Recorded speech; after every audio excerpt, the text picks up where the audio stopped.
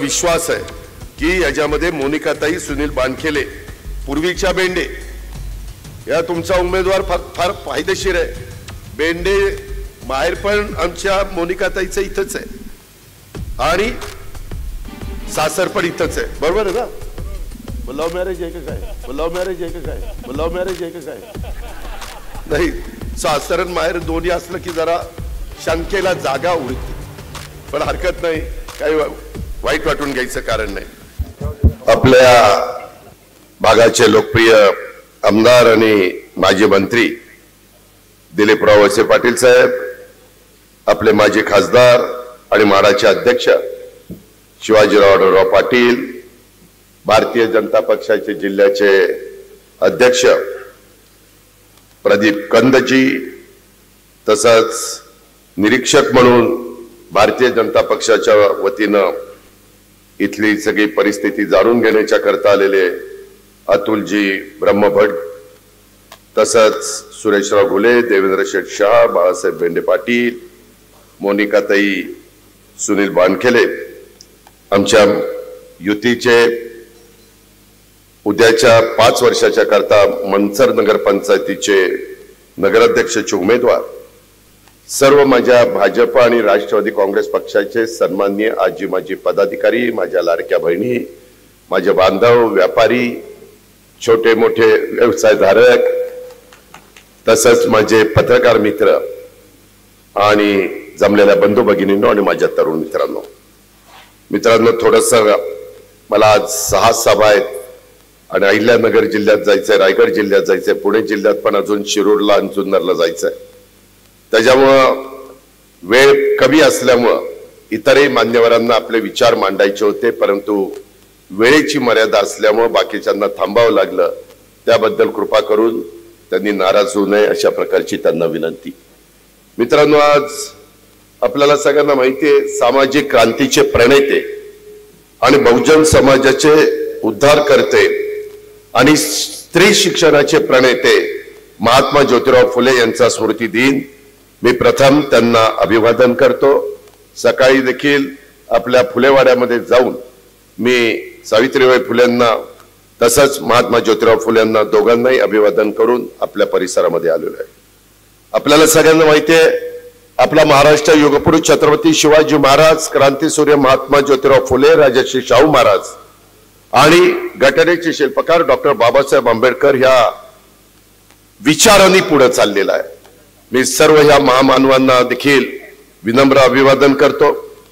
आपल्याला एक गोष्ट माहिती असेल, आपल्या आंबेगाव तालुक्यामध्ये देखील महात्मा ज्योतिराव फुले आणि सत्यशोधक समाजाचा वारसा हा आपल्याला सगळ्यांना लाभलाय. जो विचार युगपुरुष छत्रपती शिवाजी महाराजांनी महाराष्ट्राला दिला, तोच विचार पुढे शाहू फुले आंबेडकरांनी जोपासला आणि त्याच विचारांनी आपण सगळेजण पुढे चाललेलो आहे. मित्रांनो, तसं बघितलं तर मनसर ही नगरपंचायतीची पहिली निवडणूक आहे. विकासाची पायाभरणी करण्याची एक ऐतिहासिक संधी आपल्याला आलेली आहे. मागे मी दिलीपराव मंत्रिमंडळामध्ये असताना मला आठवत आहे, मला बरेच दिवस मनामध्ये होतं की बाबा काही तालुक्यामध्ये तालुक्याची ठिकाणं ती देखील ग्रामपंचायती आहेत, त्यांचं रूपांतर नगरपंचायतीमध्ये केलं पाहिजे आणि त्याच्यातून आपण आपल्या महाराष्ट्रामध्ये अनेक नगरपंचायती अस्तित्वात आणल्या. त्याच्यातच माझ्या माहितीप्रमाणे 2021ला आपली मनसर नगरपंचायत अस्तित्वात आली. तुम्ही पहा, आपले 13 तालुके, राजगड जर सोडला आणि मुळशी सोडला आणि आंबेगाव सोडला तर बाकीकडे सगळीकडे नगरपालिका, नगरपंचायती किंवा नगर परिषदा आहेत. माझ्या मावळामध्ये 3 आहेत, लोणावळा, वडगाव, मावळ आणि तळेगाव. माझ्या बारामतीत आता 2 झाल्या, बारामती आणि माळेगाव. माझ्या पुरंदरला 2 आहेत, सासवड आणि जेजुरी. आपल्या शेजारचा असणारा खेड तालुका राजगुरुनगर, तिथं राजगुरुनगर आहे, चाकण आहे, खेड आळंदी आहे. 3 नगरपालिका, नगरपंचायती आहेत आणि बाकीच्या ठिकाणी 1 आहे. त्याच्यामुळं मी 35 वर्षाच्या राजकीय जीवनामध्ये बघितलेलं आहे, आपलं उत्पन्न मनसरकरांना पूर्वीच्या काळामध्ये 1.5 कोटी रुपये होतं ग्रामपंचायतीचं. नगरपंचायत झाल्यानंतर दिलीप वळसे पाटलांनी, शिवाजीराव आढळराव पाटलांनी सगळ्यांनी प्रयत्न केला महायुतीच्या सगळ्या माझ्या सहकाऱ्यांनी प्रयत्न केला आणि 105 कोटी रुपये आजपर्यंत इथल्या विकास कामाच्या करता आणले. 1.5 कोटी रुपये तुमचं उत्पन्न आणि ह्या 4 वर्षामध्ये साधारण 105 कोटी रुपये आणलेले आहेत. आणि अजून ज्याचा उल्लेख या दोघांनी केला, बाकीच्या माझ्या सहकारी मित्रांनी केला, डिंब्यावरून आपल्याला पिण्याच्या पाणी आपलं हे वाढतंय. जवळपास 12-17 हजार मतदारांची संख्या माझ्या मंचरची झालेली आहे. वेगवेगळ्या समाजाचे लोक गुण्या गोविंदाने माझ्या मंचरच्या परिसरामध्ये राहतात. आमचे मराठा समाजाचे 7,000 आहेत, ओबीसी 4,500 आहे, मुस्लिम 2,500 आहे, एसटी 1200, शेड्यूल कास्ट 1200. अशा पद्धतीनं वेगवेगळ्या जाती धर्माचे लोक इथं राहत आहेत, व्यवसाय करतायत, आपला स्वतःचा प्रपंच करतायत. पण हे सगळं करत असताना अनेक गोष्टी करण्याची गरज आहे. लोकांची अपेक्षा वाढलेल्या आहे. मी ज्यावेळेस महाराष्ट्रामध्ये फिरत असतो त्यावेळेस अनेक जण म्हणतात, दादा तुम्ही बारामती जशी केली तसं आमचं करा. जरूर करता येईल, परंतु स्थानिक लोकांनी पण इच्छाशक्ती दाखवली पाहिजे. काही बाबतीमध्ये वेगवेगळे निर्णय घ्यावे लागतात. रस्ते अरुंद असतील तर रुंद करावे लागतात. तिथं वेगवेगळ्या पद्धतीनं टपऱ्या असतील, वेगवेगळ्या पद्धतीनं कोण व्यवसाय करत असेल आणि तो अनधिकृत असेल तर त्याला पर्यायी व्यवस्था हॉकर झोनच्या निमित्तानं द्यावी लागते. कचऱ्याचा गहन प्रश्न आहे. आत्ताच आपल्या इथं 5 एकरामध्ये 12 कोटी रुपये खर्च करून आपण कचऱ्याच्या बद्दलचा एक चांगला प्रकल्प हातामध्ये घेतलेला आहे. प्लास्टिक, बाकीचा सगळा कचरा ह्याच्यातून शहराच्या शहर बकाल होतात, ते होता कामा नये. आज आपलं हे शहर माझ्या नाशिक पुणे ह्या महत्वाच्या रस्त्यावर वसलेलं अशा प्रकारचं शहर आहे आणि त्यामुळं इथं आपल्याला डिंबे धरणातनं पाणी आणायचंय. ती जवळपास 135-36 कोटी रुपयाची योजना आहे. आज आम्ही भारतीय जनता पक्ष, राष्ट्रवादी काँग्रेस पक्ष, आम्ही सगळेजण मिळून तुम्हाला मतं मागायला आलेलो आहे. आज राज्याचे मुख्यमंत्री देवेंद्रजी आहेत, मी उपमुख्यमंत्री आहे, मी तुमचा जिल्ह्याचा पालकमंत्री आहे. बाकीच्या केंद्रातल्या योजना आपल्याला आणाव्या लागतील. केंद्रामध्ये पंतप्रधान नरेंद्र मोदी साहेबांच्या नेतृत्वाखाली खूप मोठ्या मोठ्या योजना आहेत. घरकुलाची योजना आहे, पंतप्रधान आवास योजना, स्मार्ट सिटीची योजना आहे, अशा अनेक प्रकारच्या योजना आहेत. त्या योजनाचाही निधी आपल्याला आणावा लागेल. राज्य सरकारचाही निधी आपल्याला आणावा लागेल. मनसरकरांनो, तुम्ही विचार करा की आज तुमच्या पुढे जे अनेक वेगवेगळे पॅनल उभे आहेत, वेगवेगळे मान्यवर उभे आहेत, त्यांना अधिकार आहे. घटनेचे शिल्पकार डॉक्टर बाबासाहेब आंबेडकरांनी तो अधिकार प्रत्येकाला दिलेला आहे. परवाच आपण संविधान दिन साजरा केला.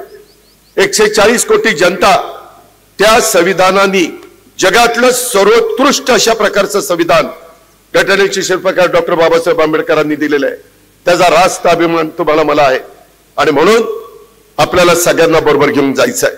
हे जात असताना प्रश्न अनेक आहे. मी बारामतीमध्ये अनुभवलेला आहे.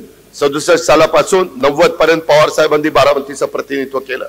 91 पासून आजपर्यंत मी बारामतीचं प्रतिनिधित्व करतोय. साधारण दिलीप वळसे पाटील, आर पाटील, जयंत पाटील, मी आम्ही 90च्या बॅचचे ह्या राज्याच्या राजकारणामध्ये आलेलो आहे. बघता बघता 35 वर्ष झाली. काळ वेळ कुणा करता थांबत नसतो.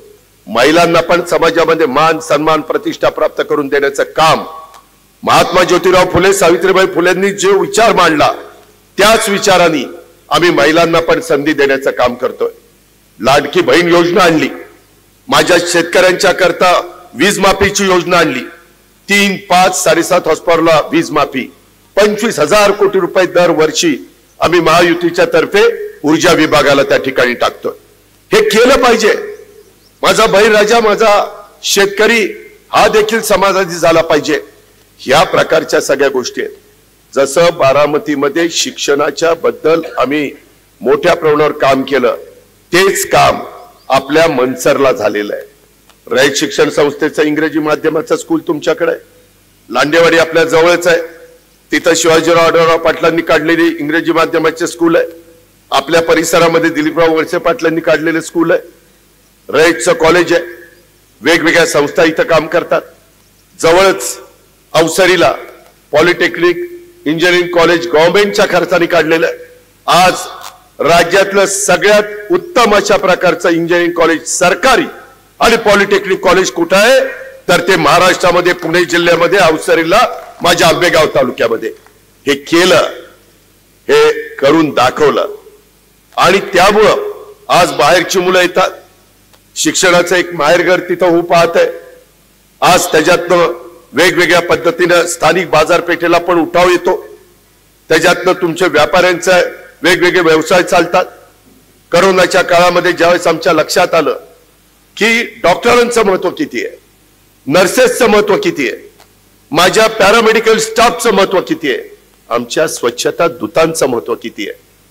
कोरोनाने पुऱ्या जगाला व्यापून टाकलं होतं, माणसं माणसात राहत नव्हती।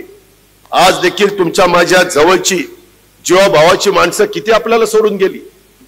तुम्ही सांगायचं ऑक्सिजन पाठवा, तुम्ही सांगायचं रेमडेसिवीर इंजेक्शन पाठवा, तुम्ही सांगायचा वॅक्सिन पाठवा, या सगळ्या गोष्टी आपल्याला करावं लागल्या। ॲम्ब्युलन्स, व्हेंटिलेटर्स सगळ्या गोष्टी केल्या, त्याला आटोक्यात आणण्याचा प्रयत्न केला आणि त्यावेळेस या सगळ्या मान्यवरांच्या लक्षात आलं की इथं ट्रॉमा सेंटर उभं करण्याची गरज आहे, इथं उत्तम प्रकारे हॉस्पिटल उभं करण्याची गरज आहे।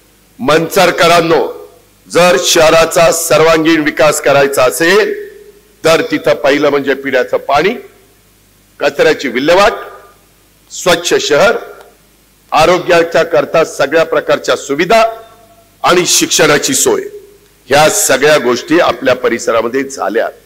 आता याच्यात भर टाकायचं काम करायचंय। आज ते काम आमचे देवेंद्र फडणवीस साहेब करू शकतात, आज तुमच्या समोर बोलणारा अजित पवार करू शकतो, त्याचा पाठपुरावा करण्याचं काम शिवाजीराव आढळराव पाटील करू शकतात, दिलीप वळसे पाटील साहेब करू शकतात, आमचे प्रदीप कंद करू शकतात। सगळेजण आम्ही आहोत ना त्याच्याकरता, आम्ही तेच ध्येय डोळ्यासमोर ठेवलेलं आहे। अरे सत्ता येत असते, सत्ता जात असते, परंतु ती सत्ता सर्वसामान्य माणसांचे प्रश्न सोडवण्याच्या करता राबवायची असते आणि ती राबवतोय आम्ही, त्याच्याकरता तुमच्या आशीर्वादाची गरज आहे।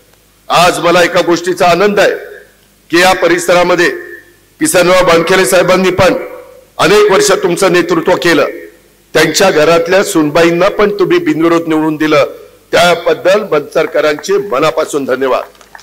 मी बानखेडे साहेबांना पण भावपूर्ण श्रद्धांजली अर्पण करतो। जे काही आहे ते बोललं पाहिजे, खरं सांगितलं पाहिजे, त्याच्याशिवाय आपल्याला गत्यंतर नाही।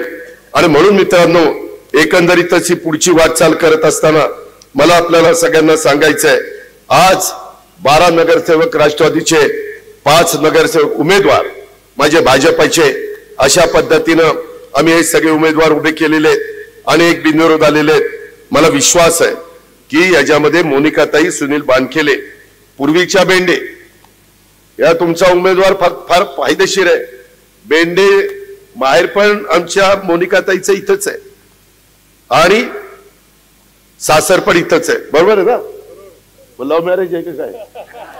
नाही, सासर आणि माहेर दोन्ही असलं की जरा शंकेला जागा उरते, पण हरकत नाही, काही वाईट वाटून घ्यायचं कारण नाही। मित्रांनो, ह्याच्यातला गमतीचा भाग जाऊ द्या, परंतु ती भगिनी आपलं चांगलं काम करेल, आम्ही त्यांना पाठबळ देऊ, विकासाच्या बाबतीमध्ये आम्ही लोक मदत करू। आम्ही शब्दाचे पक्के आहोत, आम्ही शब्द बदलणार नाहीये आणि त्यामुळं एकंदरीत ह्या महाराष्ट्रातल्या शिवशाहू फुले आंबेडकरांचा हा जो काही 13-14 कोटी जनतेचा रथ आहे तो पुढे नेण्याच्या करता आणि खऱ्या अर्थाने उद्याच्या 5 वर्षाच्या करता आता जवळपास 17 ने 18 उमेदवार ना सगळे, एक बिनविरोध 17 ने 18 ना बाबा, हा म्हणजे 18 जण वेगवेगळे भागामध्ये, प्रभाग क्रमांक 1 मध्ये काय चाललंय, 2 मध्ये काय चाललंय, कुठं काय अडचण आली, ह्या सगळ्या गोष्टी होतील ना। त्याच्याबद्दल वेगवेगळ्या जाती धर्माला आम्ही प्रतिनिधित्व दिलेलं आहे, त्याच्यामध्ये मायनॉरिटीला पण आम्ही प्रतिनिधित्व दिलेलं आहे। शेवटी सर्वांना बरोबर घेऊन जायचं असतं, सर्वांचे प्रश्न सोडवायचे असते, ही त्याच्यातली आमच्या सगळ्यांची भूमिका आहे। मी तुम्हाला सांगतो, मागच्या काळामध्ये ग्रामपंचायत होती, ग्रामपंचायतीमध्ये खूप कामाला मर्यादा असतात, जिल्हा परिषद काय निधी देईल तेवढाच, परंतु आता नगरपंचायती झाल्यामुळं आपल्याला सगळ्यांना मिळून भाजप, राष्ट्रवादी काँग्रेस आणि सगळे नेतेगण यांना एकत्रपणे करून नियोजनबद्ध पद्धतीनं भविष्याचा वेध करून पारदर्शक कारभार हा आमचे सगळे मान्यवर करतील हे सांगण्याच्या करता मी मंचरच्या परिसरामध्ये तुम्हाला भेटायला सकाळी आलेलो.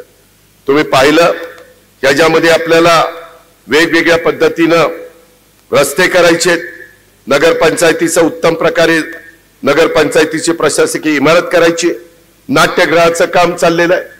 शेवटी सांस्कृतिक एक दर्जा देखील वाढला पाहिजे, त्याच्यामध्ये सुविधा देखील तुम्हाला असल्या पाहिजे. मला वाटतं 650 ह्याचा सीटचं हे त्या ठिकाणी आपण नाट्यगृह करतोय. आपल्याला उद्याच्या काळामध्ये ज्या प्रकारे आपलं शहर वाढतंय, उत्तम पद्धतीने शॉपिंग कॉम्प्लेक्स उभा करायचा आहे, चांगल्या प्रकारचं उद्यान हे आपल्याला करायचं आहे.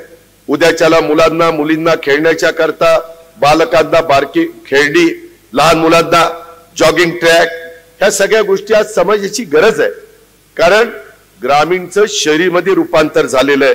मोरेवाडीचा रस्ता असेल, मोफत आरोग्याची शिबिराचं आयोजन असेल, बाजारतळ असेल, कधी कधी शिबिरं घेऊन चष्म्यांचं मोफत वाटप असेल, वेगवेगळ्या ठिकाणी दर्शनाच्या संदर्भातला कार्यक्रम असेल, दर्शन यात्रा असेल, या सगळ्या गोष्टी मित्रांनो आपल्याला करायच्या. म्हणून माझी विनंती आहे, इथं म्हाडाचे चेअरमन पण बसलेले, इकॉनॉमी विकर सेक्शन ह्या गरीब वर्गाच्या करता म्हाडाच्या चांगल्या प्रकारच्या स्कीम आहेत.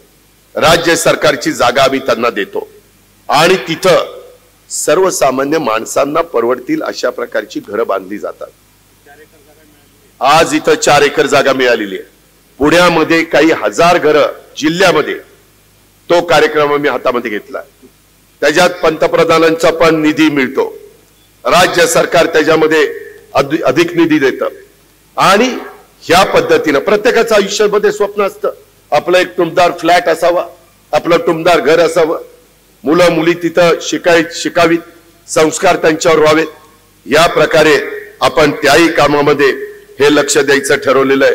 आणि म्हणून माझी तुम्हाला सगळ्यांना विनंती आहे की एकंदरीत यामध्ये आमचा भाजप आणि राष्ट्रवादी काँग्रेस पक्ष ही जी काही युती झालेली आहे ही सत्तेसाठी नाही, ही माझ्या मंचरच्या विकासासाठी झालेली आहे. ही गोष्ट मंचरकरांनो तुम्ही लक्षामध्ये ठेवा आणि येणाऱ्या काळामध्ये आम्हाला मंचरला स्थिर, पारदर्शक आणि विकासभिमुख अशा प्रकारचे प्रतिनिधी हे आम्ही देण्याचा प्रयत्न केलेला आहे. चांगले उमेदवार आम्ही तुम्हाला देण्याचा प्रयत्न केलेला आहे. या पद्धतीनं अरे सांगितलं ना 135 पाणी पुरवठा योजना 135 कोटी सांगितलं, यांनी सांगितलं पाणी पुरवठा योजना 136 कोटीची आहे. 35 चुकलं, 136 कोटी. त्याच्या संदर्भामध्ये आता मुख्यमंत्री आणि अर्थमंत्री या दोघांचाही पाठिंबा असेल तर 136 ची योजना मंजूर करायला वेळ किती लागणार आहे, मी एवढंच म्हणलंय. नाहीतर पुन्हा अजित पवारांनी प्रलोभन दाखवलं. विकासाच्या करता मदत करणं, त्याच्याच करता जनतेने आम्हाला निवडून दिलेलं आहे. आज एवढ्या मोठ्या प्रमाणावर महायुतीला पाठबळ मिळालेलं आहे. काहीतरी जनतेची आमच्याकडनं अपेक्षा आहे, त्याची पूर्तता करणं आमचं कर्तव्य आहे. त्या पद्धतीची जबाबदारी आम्ही पार पाडतोय. आणि म्हणून हे जे काही प्रश्न आहेत ते प्रश्न सोडवण्याच्या दृष्टिकोनातनं आम्हाला सगळ्यांना तुम्हाला मदत करायची. तुम्ही तुमच्या मनाला विचार करा. मंचरकरांनो तुम्ही आतल्या मनाला विचारा की जे पॅनल आपल्या पुढे उभं राहण्याचा तर सगळ्यांना अधिकार आहे, पण कुठल्या पॅनलच्या मागं, कुठल्या युतीच्या मागं आपण उभं राहिलो तर आपल्याला ह्या सगळ्याच्या बाबतीमध्ये मदत होणार आहे. उद्याच्याला देवेंद्रजींनी विकासाकरता मदत केली, काय मदत करायची ते मी बोलत नाही. अजित पवारांनी विकासाच्या करता मदत केली तर ते व्यवस्थितपणे राबवायचं इथलं काम हे शिवाजीराव आढळराव पाटील, दिलीपराव वळसे पाटील, प्रदीप कंद, बाकीचे सगळे माझे सहकारी हे तिथं करणार आहेत. त्याच्यामध्ये तुम्ही त्याबद्दल कुठल्याही प्रकारची शंका कुशंका मनामध्ये त्या बाबतीमध्ये आणू नका. आणि या सगळ्यांनी इथं करून दाखवलं ना. आज इथं गोवर्धन दूध प्रकल्प जरी देवेंद्र शहांचा असला तरी त्याच्यातनं माझ्या शेतकऱ्याला 2 पैसे मिळतात ना. जे बंधारे केलेत त्याच्यातनं पाणी आणलंय, त्याच्यातनं ऊसाची शेती वाढली ना. अहो त्याच्याही पुढे जाऊन आम्ही ठरवलेलं आहे कृत्रिम बुद्धिमत्ता. ती कृत्रिम बुद्धिमत्तेच्या माध्यमातून शेती करायची. ज्या माझ्या आंबेगावच्या शेतकऱ्याचा ऊस 70 टन निघत होता, कृत्रिम बुद्धिमत्तेचा वापर केल्यानंतर तो आता 105 टनापर्यंत जाणार आहे. पाणी निम्म कमी लागणार आहे, खत निम्म कमी लागणार आहे. तुम्ही म्हणाल काय सांगतो, खरं ते सांगतोय. बारामतीच्या परिसरामध्ये कृषी विज्ञान केंद्रावर आम्ही 1000 शेतकऱ्यांच्या बाबतीमध्ये हा प्रयोग केलाय. परंतु तो मला बारामती पुरता मर्यादित ठेवायचा नाही. इथं वसंतदादा शुगर इन्स्टिट्यूटचे व्हाईस चेअरमन बसलेत, पवार साहेब अध्यक्ष आहेत, दिलीपराव उपाध्यक्ष आहेत. तिथं देखील मला वाटतं 18,500 ना आपण अनुदान देतोय. 18,500 25,000 18,500 रुपये अनुदान शेतकऱ्याला. काय होतं, पहिल्यांदा कुठल्याही प्रकारचा एखादा नवीन प्रयोग करायला शेतकरी धजावत नाही. त्याकरता पुणे जिल्हा मध्यवर्ती सहकारी बँकेने 3 कोटीची तरतूद केली, राज्य सरकारने 500 कोटी रुपयाची तरतूद केली आणि व्हीएसआयने मला वाटतं 5,000 एकराला असं काहीतरी 18,500 कोटी 18,500 रुपये द्यायची तरतूद केलेली आहे. तेवढे कोटी रुपयाची तरतूद केलेली आहे. ही गोष्ट त्याचा फायदा घ्या. आता आपल्याला टनेज चांगला आणावं लागेल, आपल्याला जास्त रिकव्हरीचा ऊस साखर कारखान्यांना द्यावा लागेल, तर त्याच्यातनं साखर निघेल, तर त्याच्यातनं तुम्हाला भाव चांगला मिळेल, त्याच्यातनं कोजन होईल, डिस्टिलरी होईल, इथेनॉल होईल. आता सीबीजी आपण करतोय. मध्येच अमित शाह साहेबांची ज्यावेळेस भेट होते त्यावेळेस त्यांनी सांगितलं की अजित एनसीडीसीच्या माध्यमातून याला मी निधी द्यायला तयार आहे. आपला भीमाशंकर सहकारी साखर कारखाना सहकारी आहे, तिथं आपण निधी आणू शकतो, विग्नरला निधी आणू शकतो, सहकाराला तो निधी मिळणार आहे. ह्याचा फायदा आपण त्या ठिकाणी घेऊ. शेवटी माझ्या शेतकऱ्यांच्या हातामध्ये 2 पैसे आले, त्यांच्याकडे आर्थिक सुबत्ता आली, तर तो पैसा माझ्या मनसरच्या बाजारपेठेमध्ये फिरणार आहे. हे एकमेकावर सगळं तुमचं माझं अवलंबून आहे. ही परंपरा आहे, ही पद्धत आहे. आणि म्हणून माझी आपल्याला सगळ्यांना विनंती आहे की एकंदरीत ह्या सगळ्या गोष्टीचा विचार आपण सगळ्यांनी केला पाहिजे. आम्ही राष्ट्रवादी भाजप युतीची उद्याच्याला तुम्ही आम्हाला भरभक्कम पाठबळ दिलं तर स्वच्छ सुंदर शहर, सांडपाणी व्यवस्थापन, इथली वाहतुकीची कोंडी कमी करण्यासाठी ज्या तातडीनं काही योजना त्या बाबतीमध्ये उपाययोजना करायच्या असतात.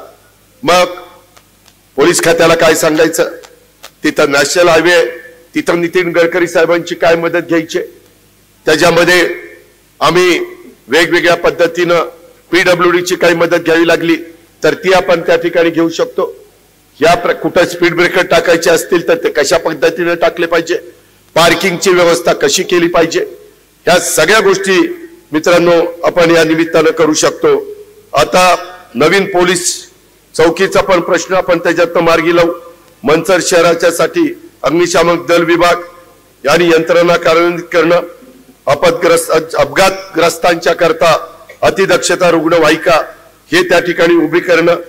इथं बिबट्या, अलीकडे बिबट्या तर सगळीकडेच चाललेत, माझ्या बारामती पण मध्ये आले. बिबट्याच्या करता दिलीपरावांनी, शिवाजीराव पाटलांनी या सगळ्यांनी इतक्यादा मला आग्रह केला. मी मुख्यमंत्र्यांना सांगितलं, एकदा आमच्या वनमंत्र्यांनी मिटिंग घेतली, म्हणजे गणेश नाईक साहेबांनी, मी मिटिंग घेतली, तरी सीएम साहेब एकदा आपल्या स्तरावर मिटिंग होऊ द्या. ती मिटिंग झाली, त्याच्यामध्ये काही निर्णय झाले, काही कायदे नियम असे आहेत की काही बाबतीमध्ये एखादा तो बिबट्या त्याला माणसाचं जर रक्त लागलं तर मग तो त्या ठिकाणी चुकीच्या पद्धतीने वागतो, त्याला गोळी घालण्याची देखील परवानगी घ्यावी लागते. मधल्या काळामध्ये काही परवानगी आपण घेतल्या, पिंजरे आपण आणलेले, वेगवेगळ्या प्रकारचे निर्णय आपण घेतोय. बिबट्याच्या करता एक मोठ्या प्रमाणाने रेस्क्यू अशा पद्धतीचं एक व्यवस्था आपण त्या ठिकाणी करतोय. जुन्नरला ती कमी पडायला लागली. आपल्याकडे ऊसाची शेती वाढायला लागली, बिबटे ह्या ऊसात तर त्या ऊसात, त्यांना जंगलाचं काही माहितीच नाही, पकडून जंगलात सोडावे तरी अडचण. आता वंताराला पाठवलंय, परंतु ते म्हणले 50च्या पुढे आम्हाला देऊ नका. बिबट्यांची संख्या 1200च्या पुढे गेली आणि त्याच्या संदर्भात केंद्रीय वन विभागाच्या मंत्री महोदयांची पण चर्चा चालली आहे. त्यांनी पण त्याच्या संदर्भात काही भूमिका घेतलेली आहे. शेवटी तुमच्या माझ्या घरातल्या माणसाचा जीव महत्वाचा आहे आणि म्हणून बिबट्या हे आपल्या भागातले कमी करण्याच्या दृष्टिकोनातनं काय खबरदारी, त्याच्यामध्ये नसबंदी करण्याचा एक पर्याय आलाय. लोक म्हणतील नसबंदी करून काय चावायचं, ती चावणारच आहे, त्याच्यामुळे ती मरेपर्यंत काय करायचं आहे, म्हणून त्यांना आपण रेस्क्यू सेंटर मध्ये त्या ठिकाणी ठेवायचं ठरवलेलं आहे. आणि त्याकरता देखील जो काही निधी रेस्क्यू टीम आम्ही उभी केलेली आहे, वेगवेगळ्या पद्धतीनं त्याच्यामध्ये जी व्यवस्था लागते ती आपण त्या बाबतीमध्ये करतोय. आमचंही सगळ्यांचं बारकाईने त्याच्यामध्ये लक्ष आहे. आपण पण काळजी घ्या, परंतु हे सगळं प्रमाण वाढलंय ही गोष्ट आपण नाकारू शकत नाही. पण त्याचा बंदोबस्त करणं हे देखील आमचं सगळ्यांचं काम आहे, आमचं सगळ्यांचं कर्तव्य आहे. त्या कर्तव्याच्या भावनेतनं नाशिक जिल्हा, अहिल्यानगर जिल्हा, पुणे जिल्हा या जिल्ह्यामध्ये जिथं ऊसाचं क्षेत्र जास्त आहे तिथं हा प्रश्न गंभीर बनलेला आहे. तोही निश्चितपणे त्याचं निरसन करण्याचं काम, त्याच्यामध्ये सकारात्मक भूमिका घेण्याचं काम आम्ही सगळेजण करतोय. हा पण विश्वास मी आपल्या सगळ्यांना देतो. आम्हाला सगळ्यांना बहुजनांचा विकास करायचा आहे, अल्पसंख्याकांचा विकास करायचा आहे, आदिवासींचा विकास करायचा आहे, माझ्या ओबीसींचा विकास करायचा आहे, माझ्या मागासवर्गीयांचा विकास करायचा आहे. त्याकरता आम्ही संस्था काढल्या, बार्टी काढली, आरटी काढली, त्याच्यामध्ये महाज्योती काढली, सारथी काढली, अमृत काढलं. का तर त्या समाजातल्या मुलामुलींना मदत व्हावी. त्याच्यातून माझ्या अल्पसंख्याक समाजाच्या करता कुठली संस्था नव्हती, त्यांच्याकरता मार्टी काढली. त्यांचेही काही प्रश्न आहे, तोही समाज महत्वाचा आहे. त्याच्यामध्ये आपण भेदभाव करून चालत नाही, ती शिवशाहू फुले आंबेडकरांची विचारधारा नाहीये. आणि म्हणून त्याही संदर्भामध्ये आम्ही सगळ्यांनी पुढे जाऊन त्याच्यामध्ये कामं करायचं ठरवलेलं आहे. मध्ये अतिवृष्टी झाली, कधी स्वप्नात मे महिन्यामध्ये पाऊस सुरू झालेला 100 वर्षात कधी कुणी पाहिला नव्हता. पण मे मध्ये पाऊस सुरू झालेला दिवाळीपर्यंत चालला. अतोनात नुकसान झालं माझ्या बळीराजाचं. मी राज्यामध्ये सांगतो, शेतकरी मोडला तर राज्य मोडेल. त्याकरता देवेंद्रजी, आम्ही कृषी मंत्री सगळ्यांनी एकत्र बैठक घेतली आणि पहिलं पॅकेज 33,000 कोटी रुपयाचं दिलं. परत दिवाळीमध्ये पाऊस पडला, परत 11,000 कोटीचं पॅकेज दिलं. अमित शाह साहेबांनी, पंतप्रधान साहेबांनी तिकडनं टीम पाठवली, त्यांनाही सांगितलं की हे नुकसान झालेलं आहे. कुठं कापसाचं नुकसान झालं, कुठं सोयाबीनचं झालं, कुठं कांद्याचं झालं, कुठं त्या ठिकाणी फळबागांचं झालं, भाजीपाल्याचं झालं. माझा जुन्नरचा भाग, माझा आंबेगावचा भाग उत्तम प्रकारचा भाजीपाला त्या ठिकाणी आणणारा माझा शेतकरी आहे. ते चांगल्या प्रकारची शेतीवाडी करतात आणि त्याच्यातून पण आम्ही 0% व्याजाने पुणे जिल्हा मध्यवर्ती सहकारी बँक एक उत्तम प्रकारची बँक राज्यातली ओळखली जाते. राज्यातल्या अनेक बँका अडचणीत आल्या, पण आज तुमची सर्वांची पुणे जिल्हा मध्यवर्ती सहकारी बँक, प्रदीप कंद त्याचा डायरेक्टर आहे, दिलीप वळसे पाटील डायरेक्टर आहे, सुरेश घुले त्याचे डायरेक्टर आहे, अनेक मान्यवर आहेत, सगळे मिळून चांगली बँक चालवत आहेत. दिगंबर दुर्गाडे तिथे चेअरमन आहे, व्हाईस चेअरमन सुनील चांदेरे. शेवटी माझ्या ग्रामीण भागातल्या शेतकऱ्याची नाडी त्या बँकेच्या हातामध्ये. त्याच्यामुळे तुमचा दूध संघ चांगला चालवण्याचं काम विष्णू इंगेन आम्ही सगळेजण करतोय. त्याच्यामध्ये त्याला 2 पैसे कसे माझ्या दूध उत्पादक शेतकऱ्याला मिळतील, माझ्या बँकेचं कामकाज कसं चांगलं चालेल, महिला बचत गटाला त्याच्यात मदत कशी करता येईल, माझ्या शेतकऱ्यांच्या मुलांना त्याच्यातून शिक्षणाच्या करता कर्ज 6% व्याजाने कसं देता येईल, या सगळ्या 0% व्याजाने 3 लाखापर्यंत माझ्या शेतकऱ्याला पीक कर्ज कसं देता येईल, या सगळ्या गोष्टी आपण त्या बाबतीमध्ये करतोय आणि त्याचा डायरेक्ट इनडायरेक्ट फायदा देखील आपल्याला सगळ्यांना होतोय. ही पण गोष्ट आपल्याला विसरता येणार नाही किंवा नाकारता येणार नाही. मित्रांनो, एकंदरीतच उपजिल्हा रुग्णालय, ट्रॉमा केअर सेंटर याच्याबद्दल मगाशी माझ्या आधीच्या मान्यवरांनी सांगितलेलं आहे. 100 खाटांचं आपण अत्याधुनिक रुग्णालयाचं काम वेगात सुरू आहे। त्या व्यतिरिक्त तांबडेमळा येथे आपण हे काम लवकरात लवकर पूर्ण करण्याचा प्रयत्न त्या बाबतीमध्ये करतोय। क्रीडा संकुलाचं आपल्या मुलांच्या मुलींच्या मध्ये क्रीडा नैपुण्य त्यामध्ये मंचरच्या वैभवामध्ये भर घालणारं क्रीडा संकुलन जलतरण तलाव याची उभारणी आपण केलेली आहे। प्रशासन सुरक्षा याकरता प्रांत कार्यालयाची उभारणी, पोलीस स्टेशनची सुसज्ज इमारत सहकार्यान्वित करणं आणि संपूर्ण शहरामध्ये टप्प्याटप्प्याने सीसीटीव्हीच्या निगराणीखाली आणणं हे काम आपल्याला करायचं आहे। मनसरचा एसटी डेपो कार्यान्वित तसंच आधुनिक एसटी स्टँड आपल्याला करायचं आहे। पांडवदरा तलाव हा 50 MCFT पेक्षा जास्त पाणी साठा करण्याचं आमचं सगळ्यांचं नियोजन आहे। घोड नदीच्या परिसरामध्ये सुसज्ज घाट हा आपल्याला बांधायचा आहे। सर्व वाडी वस्ती आम्ही टप्प्याटप्प्याने आता मी जिल्हा परिषदेला पण सांगितलंय सोलर पॅनल उभे करा आणि त्याच्यातनं माझ्या ग्रामपंचायतीला वीज लागणार आहे ती द्या। आम्ही मनसरला पण जी काही वीज लागणार आहे त्याच्याकरता 5 एकर जागा किंवा 4 एकर जागेमध्ये 1 मेगावॉट वीज तयार होऊ शकते। त्याकरता आम्ही तुम्हाला मदत करू। आज डिंब्याचं पाणी आणताना डिंबे वर आहे, मनसर खाली आहे, ग्रॅव्हिटीनं पाणी येणार आहे, त्याच्यावर तुमचं लाईट बिल कमी होणार आहे। स्वच्छ चांगलं पाणी डायरेक्ट धरणातनं आणण्याचं आमच्या महायुतीचा संकल्प आहे। त्याकरता आपल्या हातात ह्या गोष्टी आहेत। तुम्हाला उद्याच्या 2 तारखेला 5 ठिकाणी कमळ आणि मला वाटतं 12 ठिकाणी घड्याळ घड्याळ घड्याळ घड्याळ आणि कमळ कमळ कमळ एवढं लक्षात ठेवा। ह्या सगळ्या गोष्टी केल्या तर मी आत्ता ज्याचा उल्लेख केला त्या पद्धतीनं हे मनसर अनेक इथं हिंदू मुस्लिम जैन आदी वेगवेगळ्या ओबीसी सगळ्या समाजाचे लोक राहतात। मला कोणी सांगितलं जैन समाजाचं मोठं एक चांगलं देखणं अशा प्रकारचं मंदिर इथं उभं केलं जातं। प्रत्येकाची श्रद्धा असते, त्या श्रद्धेला आपण महत्व देतो, तिथं जाऊन आपण नतमस्तक होतो। इथं मनसर वाढतंय, इथं दफनभूमी लागणार आहे, इथं स्मशानभूमी लागणार आहे, ते आपल्याला करावं लागेल। पूर्वी लोकसंख्या कमी होती, आता लोकसंख्या वाढली आहे, त्या दफनभूमी स्मशानभूमी कमी पडणार आहे। हे केल्याशिवाय गत्यंतर नाही।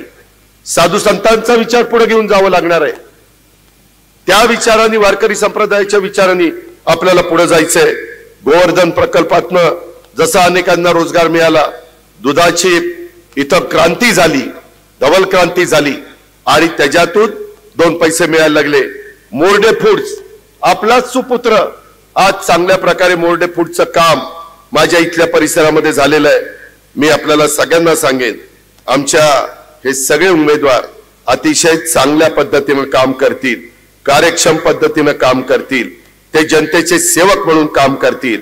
आम्ही तुम्हाला स्वच्छ आणि पारदर्शक प्रशासन मी या सगळ्या नेते मंडळींच्या उमेदवारांच्या साक्षीने सांगतो, माझ्या लाडक्या बहिणीच्या साक्षीने सांगतो, आम्ही तुम्हाला चांगलं प्रशासन देऊ। तुम्ही उद्याच्या 5 वर्षाच्या करता जे काही मशीन येणार आहे त्या मशीन मध्ये घड्याळ बघा, कमळ बघा, तिथं बटन दाबा, ह्याचा उल्लेख मी आमच्या दिलीप वळसे पाटलांनी, शिवाजीराव पाटलांनी, माझ्या प्रदीपकांनी किंवा माझ्या नगराध्यक्षाचे उमेदवार यांनी सगळ्यांनी सांगितलेलं आहे। त्या सगळ्या गोष्टी पूर्णत्वाला तुम्हाला परवडणारी घरपट्टी आणि इतर नागरिकांच्यासाठी लावण्यात आलेले कर परवडेल असंही काम आम्ही करू। तुम्हाला आठवतंय पिंपरी चिंचवडला शास्ती कर जास्त होता, पिंपरी चिंचवडकर वैतागले, त्या कमी केला ना। अरे सरकारला हे अधिकार आहे, तुमची साथ पाहिजे, वडीलधाऱ्यांचे आशीर्वाद पाहिजे, लाडक्या बहिणीचा भरभक्कम पाठिंबा पाहिजे, ते तुम्ही सगळ्यांनी द्या। हीच माझी आपल्याला सगळ्यांना विनंती आहे। ह्या शहराचा अतिशय चांगल्या प्रकारचा आराखडा ज्याला डीपी आपण म्हणतो, डेव्हलपमेंट प्लॅन, तो नजीकच्या काळामध्ये सर्वांना विश्वासामध्ये घेऊन ह्या शहराचा विकास आराखडा बनवला जाईल, ज्याच्यात उद्याच्या 25 वर्षाचं मनसरचा काय साधारण परिस्थिती राहणार आहे, किती उद्यानं ठेवावी लागतील, किती आरक्षण टाकावी लागतील, कुठं टाकावी लागतील। आरक्षण टाकताना गोरगरिबांच्या जागेवर आरक्षण टाकलं जाणार नाही। जो मोठा माणूस आहे, ज्याची जास्त जमीन आहे, ज्याची जमीन खरेदी विक्रीचे व्यवसाय आहे, तिथं काही आरक्षण टाकू। नाहीये, परंतु पुढे होईल ना, ते व्हायला वेळ लागत नाही. लय काही वेगवेगळी लोक पुढे येतात, हे सांगावंच लागत नाही. आपल्यालाही कळत नाही आपल्या जवळ बसलेला काय करतोय काय नाही करत. त्याच्यामुळं आपल्याला पुढचं नियोजन मी नेहमी आदरणीय पवार साहेब मला सांगायचे, अजित उद्याचे 25-50 वर्ष डोळ्यासमोर ठेवून विकास केला पाहिजे. मी बारामतीमध्ये केलाय. मनसरकरांनो, मी तुमच्याकडं अतिशय अधिकारवाणीने सांगतो का मी माझ्याकडे केलंय ते माझ्या मनसरमध्ये व्हावं म्हणून मी सांगतोय. मी पिंपरी चिंचवडला केलंय. माझ्या भोसरीच्या परिसरामध्ये कितीतरी आंबेगावची लोक राहतात, माझ्या राजगुरुनगरची लोक राहतात, माझ्या जुन्नरची लोक राहतात. त्यांनी तिथं अनुभवलंय. 92 साली मी ती महानगरपालिका माझ्या ताब्यात आली, त्यावेळेसची परिस्थिती आणि आताची परिस्थिती. आता अजूनही आम्ही त्याच्यामध्ये भर घालण्याचं काम करतोय. मेट्रो करतोय, डबल फ्लायओव्हर करतोय, सबवे करतोय, रस्ते करतोय, पाण्याची व्यवस्था करतोय, वेगवेगळ्या सुविधा आम्ही देतोय. त्या पद्धतीने आपल्याला जायचंय. आणि म्हणून माझी तुम्हाला विनंती आहे की आता पुन्हा एकदा मनसरकरांनी कुठल्याही जातीपातीचा नात्यागोत्याचा विचार न करता, की आपल्या भावकीतला तिकडे उभा आहे मग काय करायचं, एक तिकडे देऊ का, एक तिकडे नका देऊन एक इकडे नका देऊ, देताना सगळी आमच्या महायुतीला द्या. तुम्हाला प्रत्येकाला 3 मतं देण्याचा अधिकार आहे, 3 बटन दाबायचा अधिकार आहे. सॉरी, मी काल ज्या भागात होतो तिथं 3 होते. नगरपंचायतीला 1च आहे, बाकीच्या ठिकाणी नगरपालिकेला 2 आहे. समजून घ्या, समजून घ्या. सगळ्या महाराष्ट्रात फिरताना कुठं 2 आहेत, कुठं 1 आहे. आपली माघार 3 नाही 2. मी नेहमी सांगतो माझं चुकलं की लगेच माघार, पण चुकलं ते माझ्या मनाला पटलं पाहिजे. चुकलंय म्हणून हे पटलं माघार.